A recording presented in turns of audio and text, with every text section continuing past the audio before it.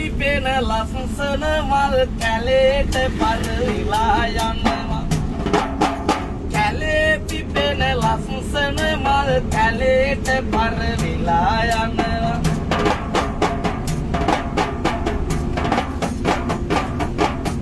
අපේ අයියේ මං එහෙම කියන්නේ ඇයි දන්නවද? ඔය සමහර අම්මලා ඉන්නවනේ පාණාතිපාතා වීරමණී සික්ඛාපදං සමාදියාමි කියලා දෝත මුදුනේ තියලා කියනවා. හැබැයි මම මේ මස් මාළු කන්නේ නැහැ කියනව නෙවෙයි. ආනගාතේ දන්නේ නෑලු එහෙම දෙයක් වෙන්නේ නෑලු. එහෙම කියන අහම රටක මෙහෙම අයත් ඉන්නවාලු. පිලිපදින හින්දම පිලි ජාති කන්නේ නෑලු කෑලි කෑවේ නැති උනාට පොදි චුට්ටක් කනවා යාලු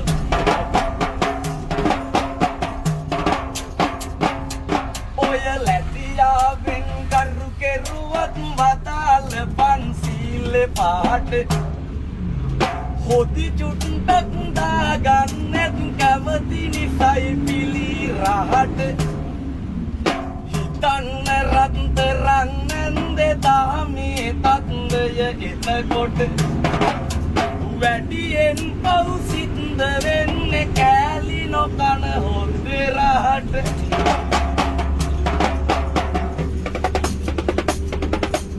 අතීතයේ නැති උනාට ඉඩම් කඩම් සින්නක් කෙර දරු දෙන්නක් දන් දුන්නා සුපින් තුනි වෙස්සන්තර ඒ දැන් නේද අපේ අම්මේ අර දෙතුන් දහක් අරගත් තත් ගලවන දත් දොස්තර ඉතුරු රුපියල් දෙක නොදුන්නොතින් ඉවරයි මේ කොන්දොස්තර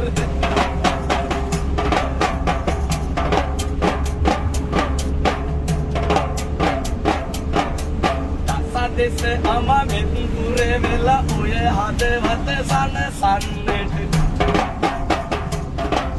සබර ගමුවේ ඉඳලා දත්නවා මම වෙල්ලස්සට ඔපමණ බාතක යාවත් චල වැටෙනවා පොපතකට නෑ පුර සඳ බෑයුවේ කවදාවත් අමාවකට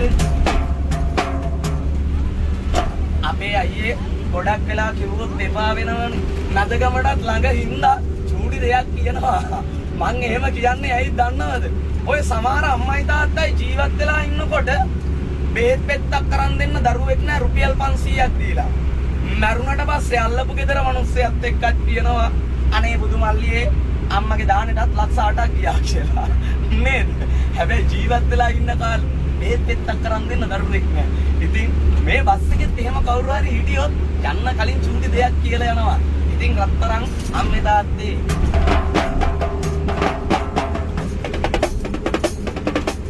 ලන්තරුම් එළියෙන් හරි ගම් තීරෙන්නේ ගොඩ වෙන්න. පින්තාරුව කොහොම වුණත් සංසාරික ගමන යන්න.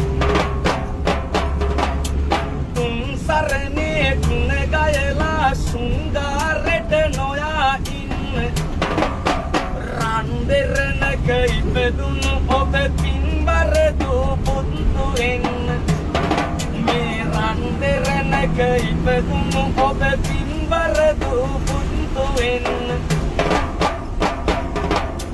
හැදුමව් පිය දෙපළ තමයි ජීවමාන තිලව ගුරු තන ගියත් බැඳලා යන්න ජීවත් වී සිටින තුරු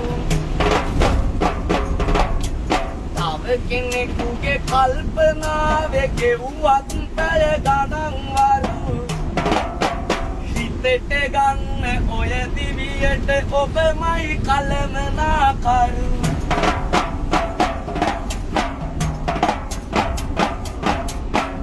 තෙටගෙන රස තුලාව ගැයුවත් මේ කවි කලාව ගොඩක් නෙලා පද කියන්න මදියත් ඒ සවිමෑනියන් ගනීමේ පිරිසිදු චේතනාව මෙතැන් පටන් ඔබ වෙනුවෙන් හඬවන්නෙමි රස තුලාව. ඇත්තරම අපේ අම්මේ කෙනෙක්ට හිතෙන්න පුළුවන් අතපය හතර හොඳට තියාගෙන ඇයි මේ කොල්ල බස් එකට නැගලා බින්දු කියන්නේ කියලා නේද? අපේ අම්මේ ඇත්තරම මගේ අම්මා තාත්තා ලෙඩ වෙලාවත් සහෝදරයන්ට ලෙඩක් දුකක් කරදරයක් වෙලාවත් නෙමෙයි මේ බස් එකට ගොඩ වෙලා බින්දු කියන්නේ. චූටි කාලේ ඉඳලා මාස කරේ කවියට කලාවට සංගීතයට. ඉතින් ඇත්තරම වෙසක් පොසොන් නැස්සලා නිකිරි ඉවර හින්දා හැකියාවෙන් ගමනක් යන හිතේ අදිෂ්ඨානයක් බලාපොරොත්තුවක් තියාගෙන බස් එකට ගොඩ වෙලා චූටි විරුදුවක් කිව්වා. ඉතින් ජාතක කතාවක් කියන්න අම්මා තාත්තා ගැන ගොඩක් වෙලා කියන්න කල වෙලාව නැති හින්දා මම කැමතියි ඇත්තටම මම දන්න කලාවෙන් ඔයාලට පුංචි විරුදුවකින් සෙත් පැතුමක් කරලා බස් එකෙන් වහින්න. ඉතින් ඒ හින්දා එක එක්කෙනාට චූටි කවියක් කියලා බස් එකෙන් වහින්න. ඉතින්